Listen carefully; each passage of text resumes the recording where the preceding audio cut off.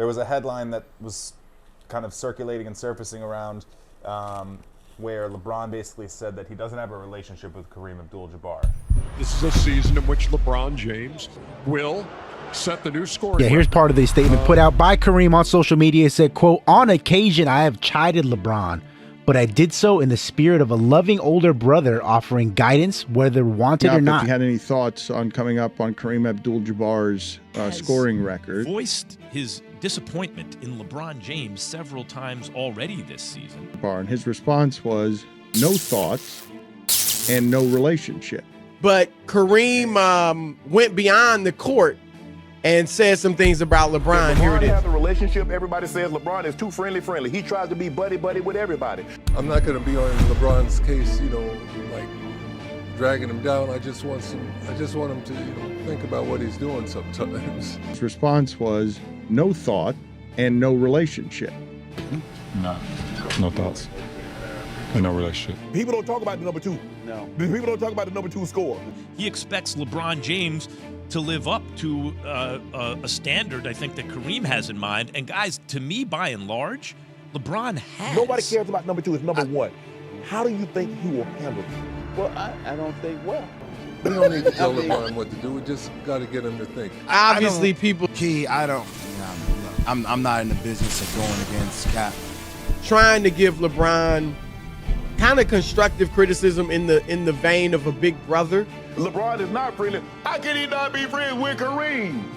Jim Brown, Kareem Abdul Jabbar, those guys have a different thought process than today's generation.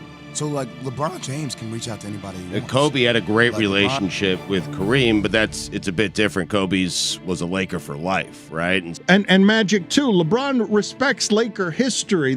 Let's just be honest. Did anybody ask Kareem, did he have a relationship with Wilt? Before we get into anything, initial thoughts on that? Not shocking. Not shocking.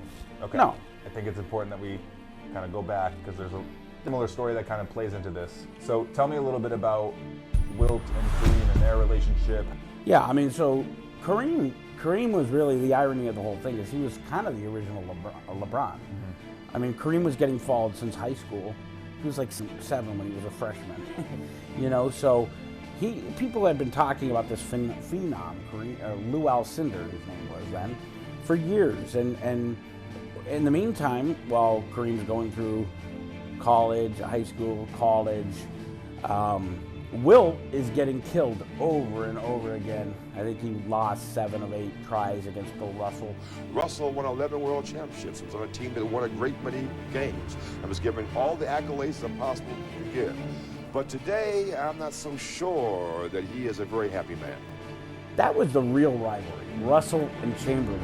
And it was Russell who came out winner every time. And though Wilt broke record after record after record, set record after record after record, changed rules. This guy was he's one of the few players, I hate to say that out loud, but he's one of the few players I'm positive would dominate today's players. It's another discussion for another day. Yeah. But while he's breaking all these records, he can't win. Now don't forget that he teams up with Elgin Baylor, Jerry West.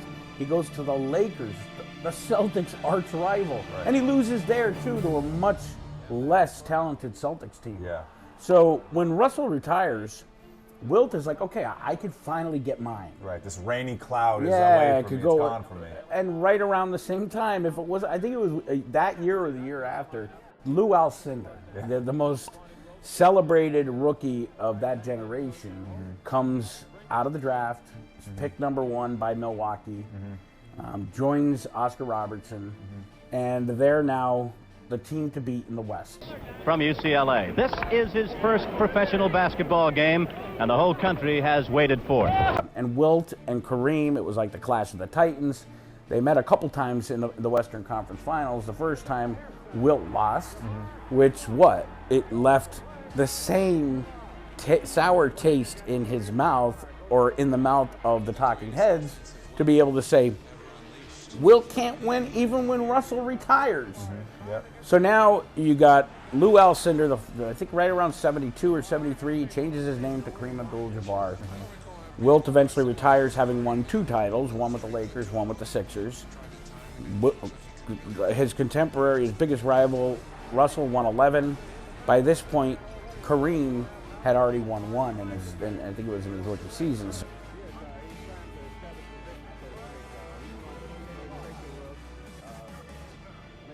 So Wilt now is no longer having to answer to reporters. He's able to kind of sit back in the Charles Barkley chair now. And he was able to, and boy, he slammed Kareem, and he would do it in a way that was very Wilt-like. He was very charismatic, Wilt. Losing is something that you don't like to accept. Every time you lost at anything, whether you lost missing a foul shot, lost the whole game, it bothered me a great deal. In fact, it probably bothered me more than I even realized. I want to go back to Kareem for a second. He has known you since he's 14 years old. People don't realize that you guys grew up. You took him under your wing. Why aren't you guys closer? Well, I would say that, athletes are really tough people they have a lot of pride, you understand? They're very competitive, and him and I are natural rivals. Even though we grew up together in one way, we still are rivals. People pit us against each other. Why, I don't know. He plays a different game than I ever played. But I think it also works on him. I would love to be more friendly with Kareem, but maybe he's in a different world than I am right now. He would say 5 or 6 great compliments where Kareem's the best at this. He's the greatest at this. Right. Yeah, but dude don't play defense. Jabbar had one big problem, and I might have been his problem. I think he feels as though maybe I was the guy who's standing in the way of true immortality for him. In my criticism of Kareem, I would say 9 positive things about Kareem. I think a great deal of his ability on the basketball court, the greatest offensive force I had ever seen. When I played against him, he was the greatest scorer I've ever seen. Like if I had to go to someone in the last part of the game, give it to Kareem. He wants it, he does well. The 10th thing I may say is that, but I don't think he rebounds very well. You still talk about Kareem as the guy that just doesn't do it for the rebounds. I don't think he's really doing the job there that he could do, and he should do. Headlines the next day is Wilt criticized Kareem for not doing his job, rebounding. We get to the mid-'80s, I think it's 1984 in Las Vegas. The lead up to it, very similar to this lead up to LeBron and to Kareem. It was Kareem and Wilt, and how is Wilt going to take it when Kareem breaks the record? Wilt felt like Kareem was playing into the twilight of his career in his 14th or 15th season. Little did he know he was going to play 20, play till he was 42.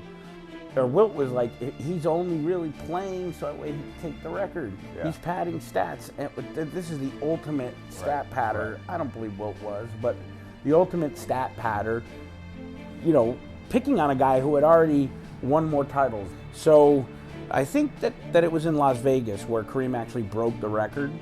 Magic look, what an emotional moment. And the kind of a shot that I dreamed about for 3 weeks that he would make, the hook shot. This man has accomplished something that I don't believe, and I mean this sincerely, I don't think this will ever happen again. The next night they went back to the Forum, and Wilt did show up. But even right down to, he was kind of aloof. If you watch the footage, he's like, oh shucks, I'm here because I have to be. He's wearing like a black... Like a mesh. Yeah, black mesh tank top and like black leather jacket. I mean, Wilt was eccentric to begin with. Yeah.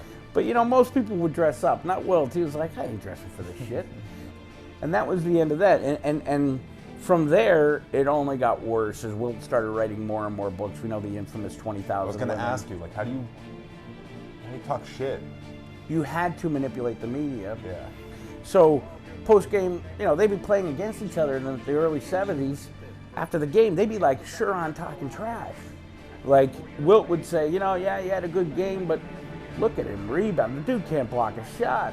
The scoring title in basketball is like the home run title in baseball. Right, I mean, this is the most coveted award if you have this, at least personally. Now, in LeBron's case, or in Kareem's case and LeBron's case, Kareem won 6 titles. He won MVPs, and LeBron has 2. So I think it's a fitting place for that record to. Okay, so we've kind of gone back. Let's look at today. LeBron, he's inching closer to that record. Will Kareem be at that? Yes. At that ceremony. Thoughts on LeBron James possibly breaking your career points record? Well, you know, whenever he decides to do it, he deserves any and all of the accolades that he has earned. He didn't get those points just sitting around on his butt. He worked hard for it. So whatever happens, more power to him. He's earned it. That's gracious of you to say. No surprise that you would say it. Kareem Abdul Jabbar, one of the great athletes and voices of our time. Thank you so much.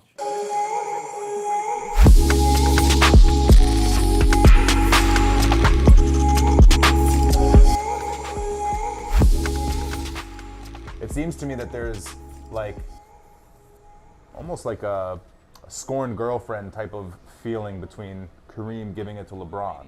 Is that am I reading that wrong? No, I mean, but who's scorned? I would say Kareem is probably right. Kareem is scorned, right? You know, yeah, I think that maybe he'll get over that. Maybe he has, but he's definitely portrayed himself to be that way. I mean, if you're going to own the biggest, the most coveted record in all of basketball for as many decades as Kareem did, it would be tough to give that up, right? It's like the end. It really is. I don't know that it's so much a passing of a baton or a torch, the way you describe it, as much as it would be maybe the closing of a chapter. I think, you know, soon young people are going to be looking at LeBron as the legends of the game.